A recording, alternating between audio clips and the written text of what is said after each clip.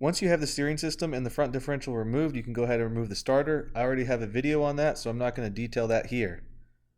Removing and resealing the VG33 Nissan Xterra or Frontier engine oil pan is a pretty in-depth and time-consuming job.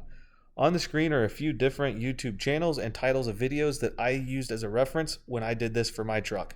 I recommend you check out as many different sources as you can so you can get more perspectives on how to do the job. So go ahead and get your 14mm ratchet and socket and remove the drain plug so you can go ahead and drain your oil pan. So if you look up near the bell housing on the driver's side, there's a bracket that goes right here. 4 14mm bolts. Easy enough to get out. There's 4 bolts, but they're not all the same. There's 2 of them that are a little bit longer that go into the bell housing, and the shorter ones go into the engine block on top of the oil pan. I went ahead and just threaded mine into the engine block just so I could remember that those are the ones that went in those holes. And there's going to be a similar bracket on the passenger side near the starter. You can see there's some clips that hold the vent line on that went to the front diff, and there's some transmission hard lines that you'll have to remove and unclip. But I'm basically at the point where I can start undoing these 10mm bolts that hold this oil pan in place, so I can go ahead and replace it. So up on the passenger side where the starter was, you can see the hole where the starter is, but we're going to have to get to the hardware for that bracket. And there's a bracket around that starter hole that will come out, 14mm bolts. This one's a little bit more difficult to get to because you do have the oil pan hump in the way. I'm going to just use a little breaker bar and see if I can snake it up there and free up those bolts. I'm not going to show you the whole thing, it's just going to be figuring out how to get the wrench up there. I'll let you know if I find any tricks.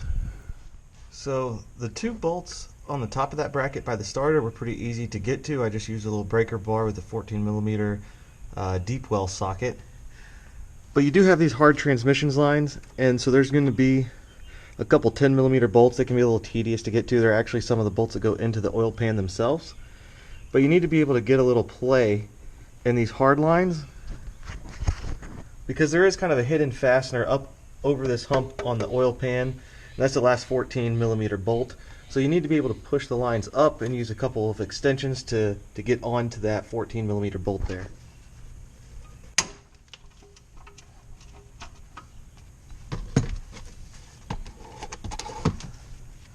So that's broken free, so now I can use my cordless ratchet.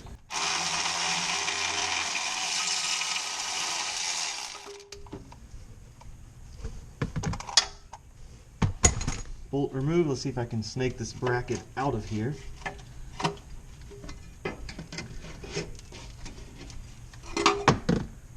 Not too difficult. You can see how this bracket was oriented. The starter motor went into the circle cavity, and you can see there was a hole where the starter bolt actually went through, and then there's another one that holds the bracket, looks like into the bell housing of the transmission. These 2 are easy to get to. The bottom one here is the one that was blocked by the transmission hard lines. You can see lots of oil on that bracket, definitely dirty. So once you get those 2 brackets out on either side of the bell housing, there is a little steel plate that you can pull out between the engine and the bell housing. You can see the hole where the starter went through. Lots of oil and dirt gunked up on that. That gives you maybe a little bit more room. Make sure you slide it back when you reinstall your oil pan. But now we got to get to the bolts. Most of the bolts are easy, except you can see right under the bell housing next to the hump, there's some bolts way back in the corner. Driver's side, not so bad. However, you've got this little hump in the oil pan, which makes it quite difficult to get to it. These are all 10mm bolts. There's a special sequence in the factory service manual for how Nissan wants you to remove these. It basically starts in the corner and then kind of crisscrosses. I'll put a graphic on the screen. And the only way that I was even able to get a wrench on that is a universal joint with a short 10mm socket.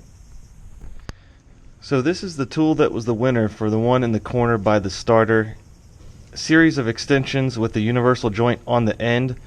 And it was very difficult because it's cramped, so you can't get the ratchet head up next to the oil pan. So I used a long extension so the wrench could be below the oil pan. And then I used a lot of the misalignment in this universal joint to be able to actually get the socket on the bolt head. It's pretty difficult, but I'm able to get it free by hand now once I broke it free.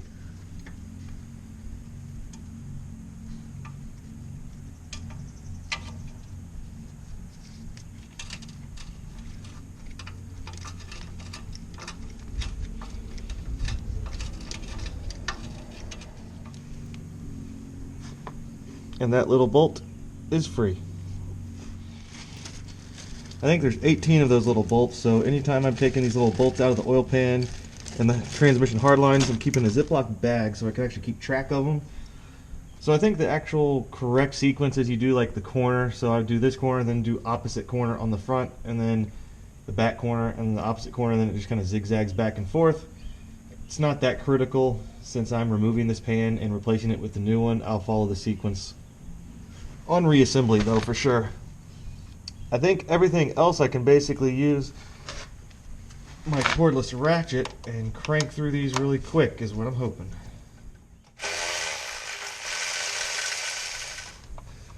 The back corner on this side is quite a bit easier.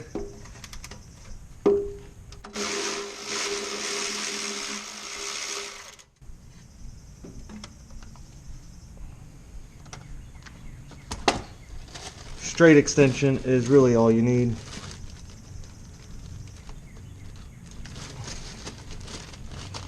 So quick look around. Most of these bolts are accessible now. Front looks like I'm dripping coolant. As always, this thing leaks everything.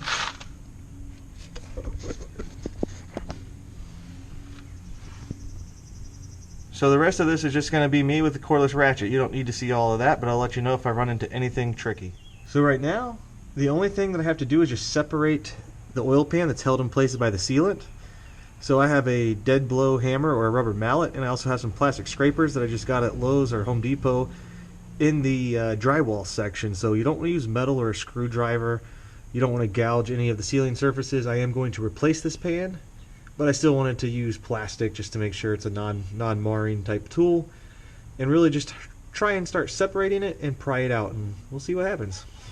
So I basically had to abandon the plastic scraper idea because the plastic scraper just does not actually, it's not strong enough to wedge in here. I had to use a metal drywall scraper. I don't really like that, but that sealant was stuck so good I had to try and use razor blade and cut as much of the sealant out.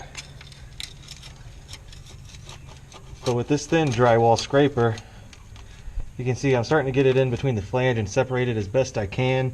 Try not to pry on it too much. I'm just going to have to try and work my way around as best as I can until eventually I assume it'll pop right off, but it seems pretty stuck in there. It's kind of difficult, so just be delicate and try not to pry a sharp edge. I'm trying to keep the scraper like parallel to the surface and just kind of slide it and start separating it that way. And I've got it on this one corner right now and got to try and work it back towards the oil filter and then around the other side. One tip for getting it separated, I ended up wedging a scraper in the corner here to at least separate it as much as I could, but that acts as basically just a means to kind of hold it open, and I use a more thin flexible scraper to kind of widen the seam a little bit. So it's open wider here in the corner, and I'm trying to work my way to the front and kind of separate it little by little as I'm moving along. So you might have to, wedge one scraper in one place to hold it open and then bring in another one or a razor blade or something to cut through the glue. Mine was pretty tight here though. It's difficult. So I definitely had to use a metal scraper. It was stuck on there so good there was no way I was going to be able to separate this with plastic. It just wasn't going to.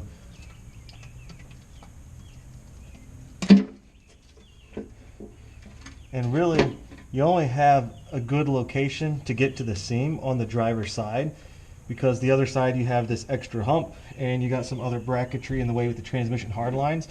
So I really had to try and separate it here on the driver's side and then kind of work it around.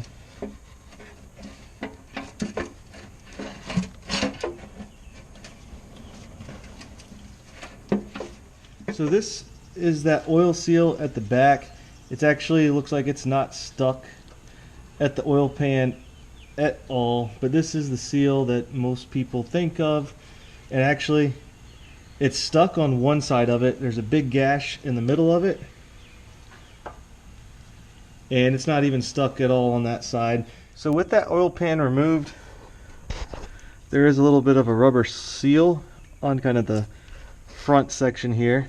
Looks like that one was actually leaking too. It was basically ripped. So these little half moon rubber seals tend to be the culprit, often confused with the rear main seal on this rear section of the oil pan. So got another rubber seal.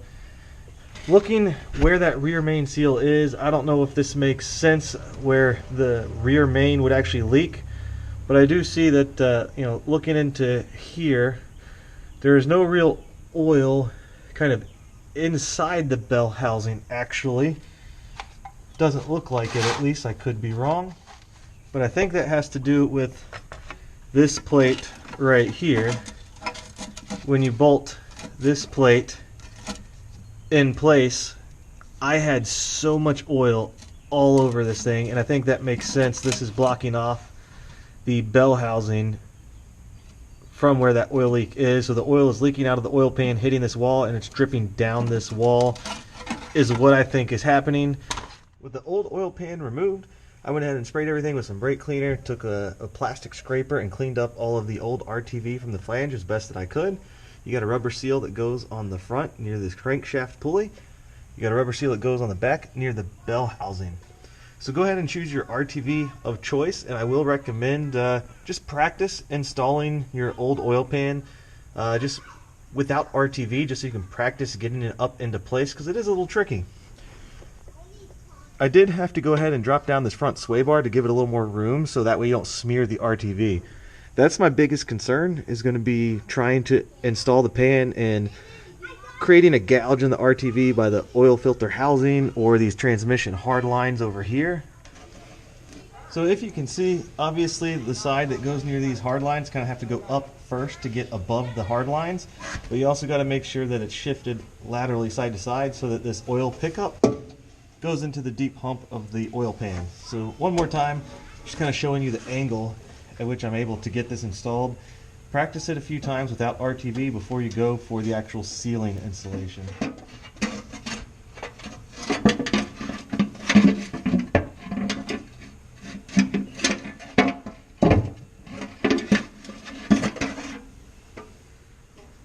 So you're going to go ahead and get your new oil pan ready to be installed.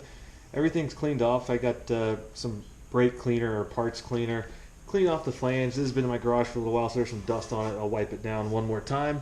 But you can see these semicircle cutouts that go up to the main bearings underneath the crankshaft.